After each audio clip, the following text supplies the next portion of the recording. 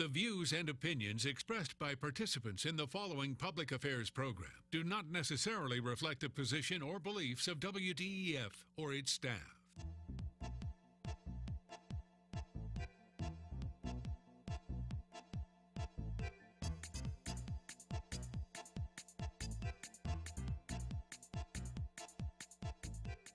This is Point of View, celebrating a world record-breaking 62 years of quality public affairs programs from the studios of WDEF News 12, Chattanooga. Hello, I'm Maurice Lewis, and welcome to Point of View. I don't know about you, but in my life, I've made a lot of lifestyle changes. No, I'm not going to admit how old I am, but let me tell you, there have been plenty. One of the things that we have in this world is the option to change, the option to do things better, more often or less frequently. Well, there's an organization called the Wildwood Lifestyle Center. We have some guests with us today to talk about where you can go and what may be some of the lifestyle changes that you might make. Now, Henry Duplessis, I know your job as Director of Guest Services is to welcome people in. Thank you very much, Morris. Yes, certainly it is. And, you know, Wildwood Lifestyle Center has been going for 75 years. You're almost as old as this show. Like, we're 64 years. Actually, you do have us. Go ahead. Wonderful. You know, and at Wildwood Lifestyle Center, we make people, we teach them how to live longer, stronger, and healthier. And we've been doing that for 75 years. Now, you know, modern medicine, with all its advances, as it is right now, does not always have all the answers that people are looking for. And holistic often works, right? It very often works, and yes, we are living proof of it. And, you know, I have so many people come into our organization suffering with all kinds of lifestyle-related diseases, you know, hypertension, diabetes, congestive heart failures, cancers, you name the disease, we see them over there. And, you know, they really get help from our organization. Now, this is not faith healing that we're talking about. We're talking about time-tested and proven science. Yes, absolutely. You know, our medical doctors, we have an outpatient clinic there, and our doctors make use of herbs, supplements, hydrotherapy, exercises that they put people on. They also make use of all kinds of natural healing methods. And, you know, it really works. And I often have people coming in. I'm reminded of the man that came in just about 11 days ago, and a 6'4" fella, 250 pounds, in tears, and by the time that he left there, he was already down. I think he went from 70 ampules of insulin down to 16 ampules of insulin. Well, the fellow that you have next to you was not 6'4" ever, but you are here with us today. Tell us who your other staff members are. Yes, this is Kevin Gardner. He's from one of our programs that we run, Health Made Simple. Kevin, what do you do there? Yeah, so basically, we actually have had a lot of success in our lifestyle center from seeing people from abroad and everything. And we decided to start a new program called Health Made Simple, where we could take those same essential elements from our lifestyle program and basically use them in our local area with different programs. And so I'm basically the coordinator for Health Made Simple. Well, one of the things I like about it is you talk about Health Made Simple. Eating is a big choice for people. Right stuff, wrong stuff. Who do you have with you here today? You know, I already know, but tell us a little bit about what you do, Amy. Well, my name is Erin Flagg, and I am the cooking class coordinator for Health Made Simple. So basically what I do is I help organize different programs that we take both out to the city in Chattanooga and that we also do on Wildwood's campus. And so we do these different cooking classes. So you take this to different parts of the city, including our studio here today. Exactly. Listen, yesterday I couldn't spell chef. Today I are one on television. Watch the magic happen right here. What are we doing? Okay, so here today I have a recipe for oatmeal pancakes as well as a blueberry topping. So what I'm going to have you do is I'm going to have you watch. I'm going to give this a quick stir while we do this, right? In order so to he's get going this to ready. make sure that this Notice that doesn't burn. motion? Natural, just an absolute natural, born to do this. Exactly. What's next? Okay, so now what I have over here is It's a doing recipe for fine. the oatmeal pancakes. Stay. Yep. And so now many people, they love oatmeal pancakes. And So we have a nice hot pan. Yep. And so what I'm Everybody likes pancakes. Exactly. And these ones are very delicious, very healthy. There's no milk, So basically these are vegetarian pancakes. You use soy milk, very little salt, no sugar, just honey. Okay. And so, I'm going to do this. Well, that's wonderful. So my job is just to get this thing ready. Yes, and make sure it's Am I all going to ready. be the flipper, or anyway, what are the ingredients that you want to put into this dish? For this one, so I have quick oats, whole wheat flour, Yes? Unbleached enriched flour, salt, baking powder, soy milk, honey, olive oil, and that's it. So why would you choose this? Pancakes are pancakes, right? Yes, but We don't a lot want of this to happen. Go ahead. A lot of pancake recipes, they call for milk, they call for salt, they call for a lot of oil. This particular recipe is a lot healthier. It uses very little oil, only a half tablespoon. It uses soy milk, like I said, and it doesn't use any sugar. It just has a little bit of honey. So one of the things that you guys have, you have a program that's called Dinner with the Doctor. Tell us a little bit about that. Yeah, so basically a lot of people want to make lifestyle changes, but they really don't know how to go about it. They don't know how to live a healthier life. And so what we do is we have a medical doctor come in and just give them a lecture where they break down the simple, practical things that people can do to live a healthier life. I notice now you're part of the Seventh-day Adventist Church, correct? Yes. One of the things that I like about what you guys do is that you don't find the ministers riding around in $600 million jets asking the congregation to give them more money. You all seem to do a lot of things that just serve the people on a down-home basis. Absolutely. You know, at Wildwood Lifestyle Center, we're all actually volunteers. And the organization's been running like that for 75 years. And I can tell you that even the doctor that works there is a full-time volunteer. And you know, it's amazing to see doctors willing to do that kind of a service to the community. Now, where do you go in the community in order to provide services like the healthy diets and what have you? Well, so basically we can do them at people's homes, at churches, at businesses, basically anywhere that we're invited. We'll come in and we will do a program for people. Now, through the magic of television, I want to just ask you guys if I can just shift right over here and show you what this gorgeous dish looks like once it's completed. Now, we've got the pancakes. What's the topping that you brought for us today? So like I said, it is a blueberry topping. I have the magic spoon here. Yes, he has the magic spoon. There we go. Okay. So like I said, blueberry topping. Why blueberries? Because they're local? Well, they have a very good flavor, and many people can't say no to blueberries. So if people want to get more information about what you guys do and where are you, how do they find you? Well, you can go right to our website. It's wildwoodhealth.com. And you can find all the information right on the website. Is there a phone number also? Yes, there's a phone number. We have a toll-free number that anybody can phone at any time. It's 800-634-9355. You know, I want to tell the audience here, before you and I met, I saw your name. I thought it was French, and I was going to say, you know, with a name like Maurice, I was just going to greet you as Monsieur Henri. But of course, that would not have been appropriate. Your name is Henry. That is correct. Okay, and Kevin and Amy, we want to thank you guys very much for being here. Please, stay tuned. One of the things that we all have is something that is worth insuring. Is it the right insurance? Too much? Too little? When to buy? When to change? How often to call your agent and ask, do I need to upgrade, downgrade, or drop? The show's Point of View, Naira Cancel will be here with her guest in just a moment. Todd's a great guy. I mean, look at him. What a sweetheart. Attaboy. Wait, Todd, what are you doing? How totally selfish and un-Todd-like of you. Come on, Todd. Come on, man. Join us for Point of View, weekends on News 12 Now. We need a claim number? When I started taking care of Mom, I didn't realize the challenge of playing so many roles. But above all, I'm still her daughter.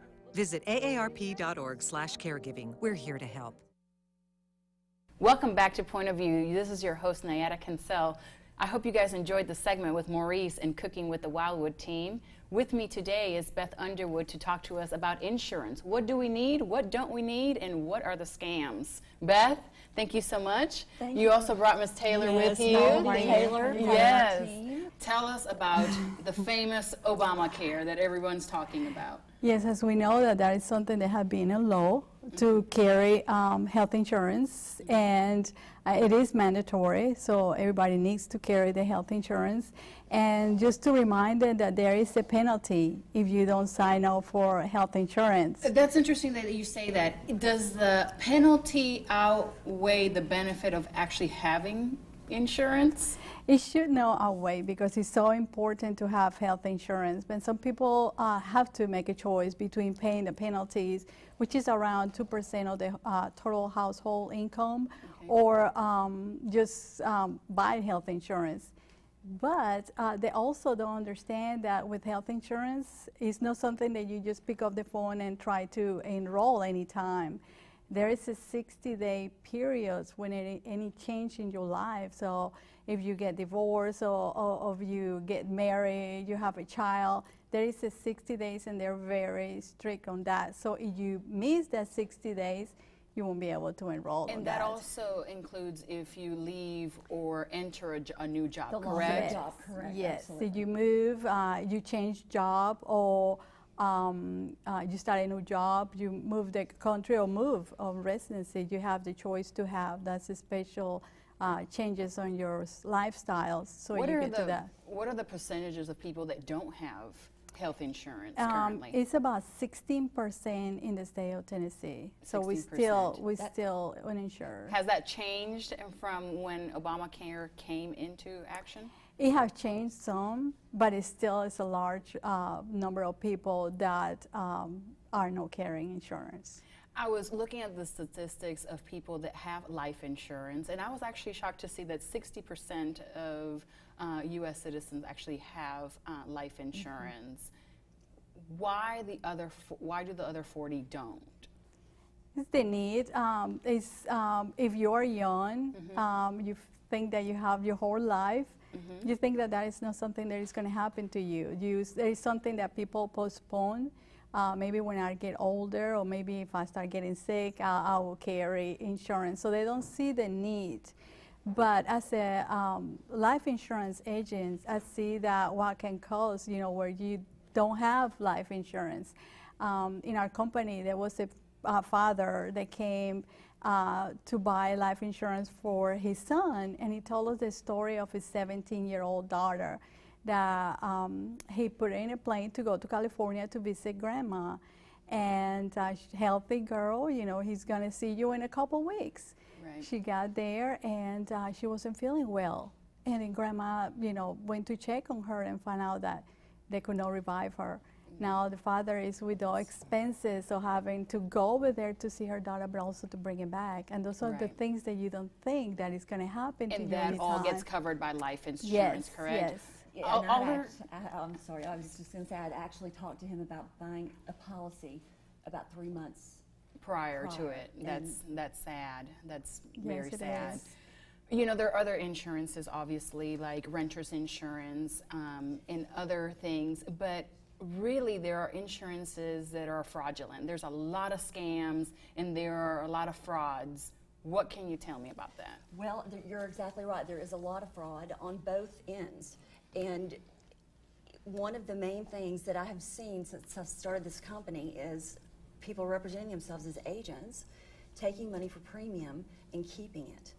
And so the individual who may be not as well educated, or they're reading or writing, they're just trusting the person that they're dealing with. They give them the payment and they keep the cash and don't pay the company. How can someone that doesn't know about insurance know if an agent is actually trustworthy or not? You can go on the state of Tennessee.gov website. Okay. Put an agent's name in, and you can pull right up how they're licensed, how many years they've been licensed, what companies they have, right there on the state site.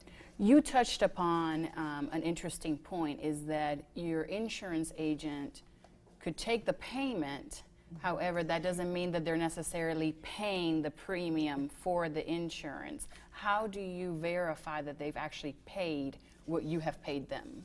Most companies now, you can go online and check, and it's the importance of having an agent and an agency and a company that you know is trustworthy and that can be an advocate, because of course these people are not even licensed, but they're running through agencies in other places and then keeping the cash. What are other common frauds? So common frauds after catastrophes, many times contractors come in and prey on people who have not talked to the adjuster yet.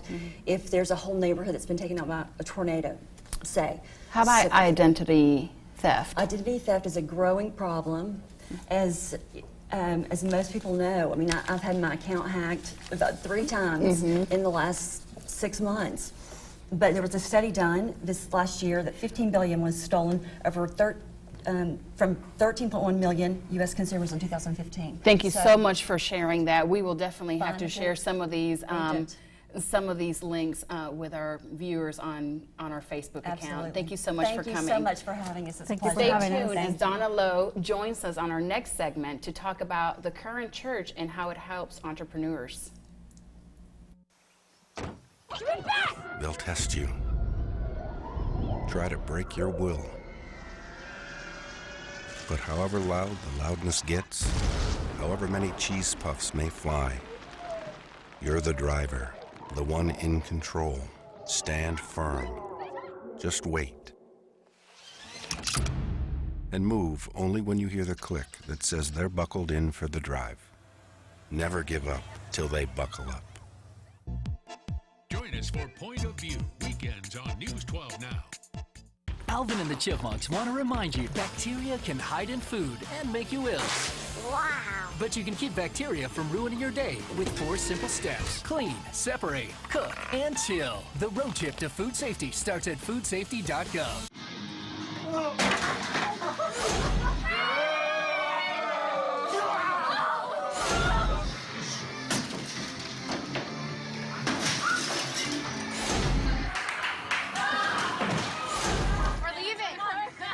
Most party fouls are pretty dumb. But if you decide to drink and drive underage, you could lose your license and your freedom. Underage drinking and driving. The ultimate party foul. Join us for Point of View, weekends on News 12 Now. Be more weather aware. Anytime, anywhere. With News 12 and WEDEF.com. On air, online, and on the go. This is the story of a boy who was very sensitive to lights and sounds. So he built secret hiding places where nothing could get in. The boy didn't like looking people in the eye. It made him feel uncomfortable. One day, he found out he had something called autism. His family got him help, and slowly, he learned how to live with it better. Early intervention can make a lifetime of difference. Learn the signs at autismspeaks.org. Join us for Point of View, weekends on News 12 Now. The accuracy of Storm Team 12, now on the go, whenever you want it. Search WDEF Weather in your app store to get the new Storm Team 12 Weather app for free today. Get Storm Team 12 Weather on the go. Hello, and thank you for joining us today on Point of View. I'm Donna Christian Lowe alongside Ruth Carter Hickman and our special guest today, Bishop Kevin Adams with Olivet Baptist Church. Thank you for joining us today. Oh, it's a pleasure to be here. Yes, thanks for coming. Thank you. Well, let's jump right in. We're talking about the role of church in the marketplace. Yes. So online you can see church resources, websites everywhere. How long does it take for someone to get their license, or how quickly can they get a church up and running today in 2016? I think it depends upon the individual. It's different from different people. Sometimes it can take as long as 2 years. Sometimes it can take 5 years, depending upon the individual, but it's not as easy as individuals think it is.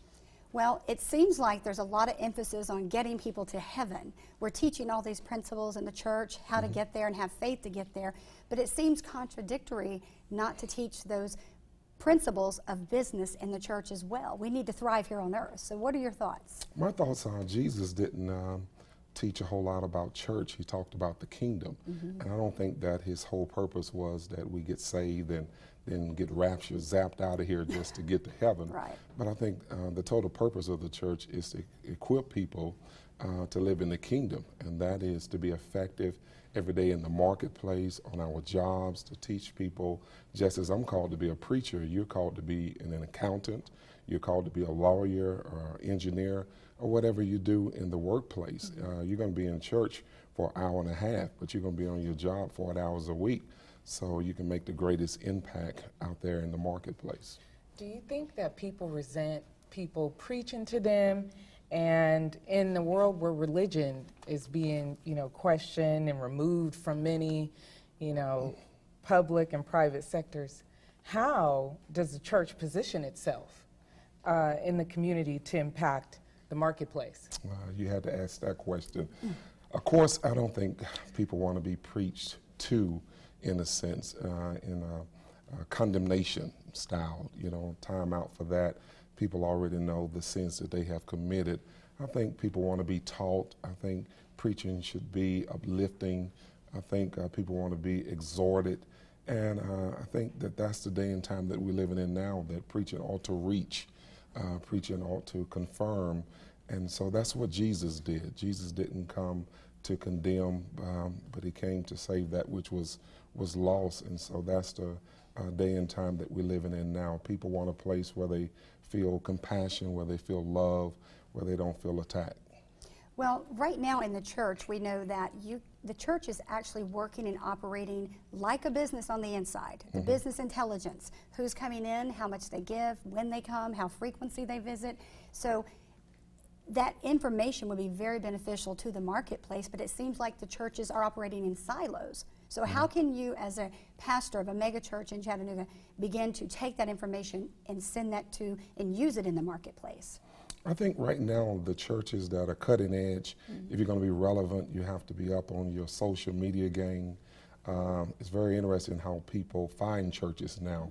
It used to be, by word of mouth or just by basic human interaction, but now people go on website and find out, about your church. They search it out by the website, and so now you have that, and now by the interaction by co-workers, what they say on the job, and so now churches change. You got to be very innovative with Facebook. You got to be very innovative with all of the Instagram things that when I was a younger pastor, I didn't think about, but now this younger generation, they hear messages, they Twitter messages and they talk, and so if you're going to be current and relevant as a pastor, then you have to be up on those type of things.